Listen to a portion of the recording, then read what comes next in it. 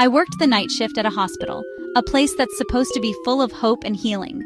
But when the sun goes down, everything changes.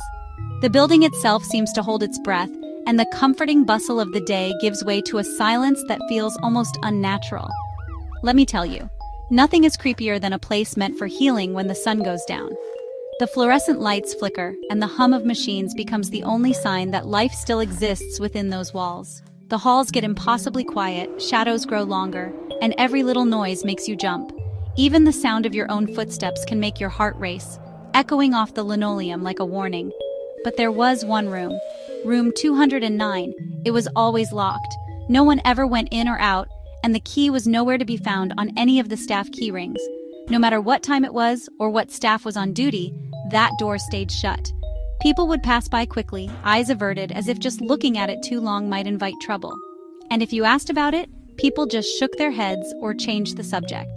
Some would even walk away mid-conversation, mumbling excuses about paperwork or rounds. That was my first warning. It was like an unspoken rule. Don't ask, don't linger, and definitely don't try to open that door.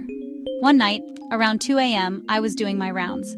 The hospital was quieter than usual, the kind of quiet that makes you feel like you're the only person left in the world. The corridor outside 209 was colder than the rest of the floor.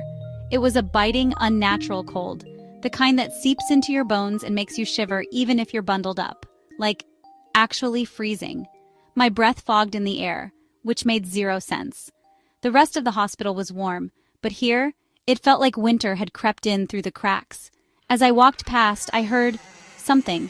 At first, I thought it was just the building settling, but then it came again, clearer this time. A faint tapping, then a scratch, scratch, scratch. It was rhythmic, almost deliberate, like someone or something was trying to get my attention from the other side.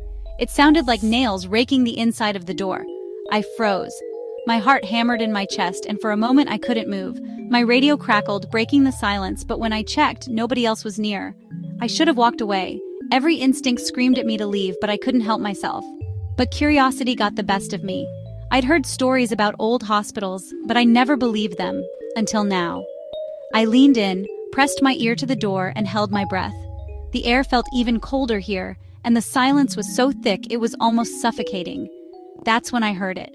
A whisper, so faint I almost thought I imagined it. A voice, soft and desperate. "Let me out." The word sent chills down my spine, and I realized I was holding my breath without meaning to. It was so clear I almost dropped my flashlight. My hands were shaking and I could barely keep my grip. I stumbled back, heart pounding, and ran to the nurse's station. My mind raced with questions, but I was